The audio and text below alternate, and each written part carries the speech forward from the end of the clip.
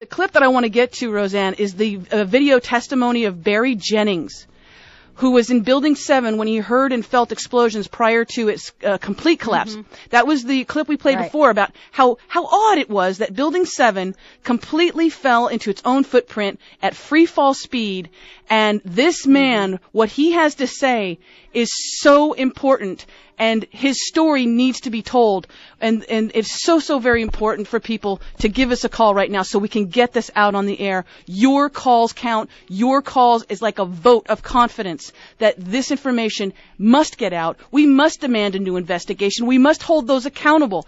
When Norman Mineta, in this film, you see Norman Mineta testifying that Dick Cheney was in the presidential bunker or whatever, Operations Command Center. Yeah. And this and Norman Mineta saw this young man came out and said, the plane is 50 miles out. Do the orders still stand? The plane is 20 miles out. He kept coming back. The plane is 10 miles out. Do the orders still stand?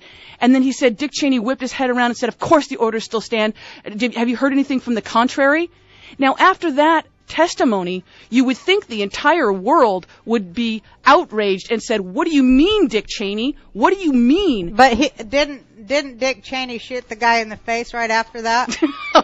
You're right. It took all the pressure right off. He's not crazy, though. Nobody calls him crazy. No. For 33 years at one location. Basically, I said I'm married, father of 4. It was very funny. I was on my way to work. Traffic was excellent. I received a call that a small Cessna had hit the World Trade Center. I was asked to go and man the Office of Emergency Management at the World Trade Center 7 on the 23rd floor. As I arrived there were police all in the lobby. They showed me the way to the elevator. We got up to the 23rd floor. Me and Mr. Hess, who I didn't know was Mr. Hess at the time, we got to the 23rd floor. We couldn't get in. We had to go back down. Then security and police took us to the freight elevators where they took us back up, and we did get in. Upon arriving into the OEM EOC, we noticed that everybody was gone. I saw coffee that was on a desk. Still, the smoke was still coming off the coffee. I saw half-eaten sandwiches. And only me, Mr. Hess, was up there. After I called several individuals, one individual told me that to leave and leave right away. Mr. Hess came running back in and said, we're the only ones up here, we got to get out of here. He found the stairwell. When we reached the 8th or the 6th floor, the landing that we were standing on gave way. There was an explosion, and the landing gave way. And I was left there hanging. I had to climb back up, and now I had to walk back up to the 8th floor. After getting to the 8th floor, everything was dark. It was dark, and it was very, very hot. Very hot. I asked Mr. Hess to test the phones as I took a fire extinguisher and broke out the windows. Once I broke out the windows, I could see outside below me.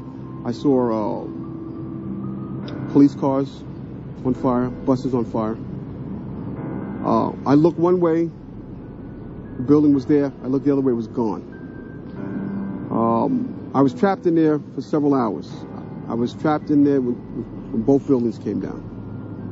The firefighters came, they came to the window, because I was going to come out on the fire hose. I didn't want to stay there any longer, it was too hot. I was going to come out on the fire hose. They came to the window, they started yelling, do not do that, it won't hold you. And then they ran away. See, I didn't know what was going on. That's when the first tower fell. When they started running, the first tower was coming down. I had no way of knowing that. Then I saw them come back. Now I saw them come back with more concern on their faces. And then they ran away again. The second tower fell. So as they turned and ran the second time, the guy said, don't worry, we'll be back for you. And they did come back. This time they came back with 10 firefighters. And they kept asking, where are you? We don't know where you are. I said, I'm on the north side of the building, because when I was on the stairs, I saw north side. All this time, I'm hearing all types of explosions. All this time, I'm hearing explosions. And I'm thinking that maybe it's the buses around me that were on fire, the cars on fire. I don't see no, but I'm still hearing these explosions. When they finally got to us, and they took us down to what they called the lobby, because I asked them, I said, when we got down there, I said, where are we? He said, this was the lobby. And I said, you got to be kidding me. It was total ruins. Total ruins. Now keep in mind, when I came in there, the lobby had nice escalators. It was a huge lobby. And for me to see what I saw was unbelievable. And the firefighter that took us down kept saying, do not look down. And I kept saying why. He said, do not look down. And we were stepping over people. And you can feel when you're stepping over people. They took us out through a hole that I don't know who made this hole in this wall. That's how they got us out. They took us out through a hole, through the wall, to safety. As they were taking me out, one firefighter had fallen. I believe he was having a heart attack. But before that, this big giant police officer came to me. And he says, you have to run. I said, I can't run. My knees are swollen. He said, you're going to have to get on your knees and crawl in. He said, because we have reports of more explosions. And that's when I started crawling. And I saw this guy fall behind me. And his comrades came to his aid. They dragged him to safety. I was looking for an ambulance for my knees. And at that time, they told me, you got to walk 20 blocks to refuge. Before I got there, Eyewitness News grabbed me and started interviewing me. And that's basically it. This is where the story takes a turn for the worst. In late August 2008, comments began appearing on YouTube videos of Barry's testimony, claiming he had passed away on August 19, 2008. 2 days before NIST releases its draft report on WTC-7, which directly contradicts Barry's testimony and claims that no explosions occurred inside the building. They explicitly claim there were no witness reports of such a loud noise. To date, the only publicly available information is that Barry was in perfect health before suddenly being admitted to the hospital and subsequently passing away on August 19, 2008.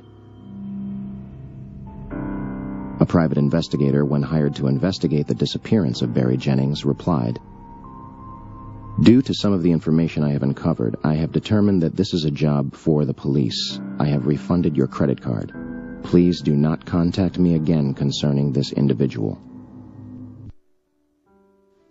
That was a clip from Loose Change, 9/11, An American Coup.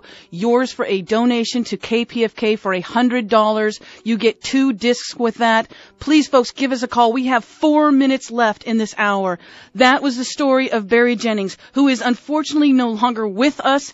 It was very convenient that 2 days before the NIST report came out, where they said there was no explosions in the building, in Building 7, and there were no witnesses reporting these explosions. That is what happened, and this is his last testimony, his video testimony. It is so powerful and so damning, you have to wonder, is it another coincidence?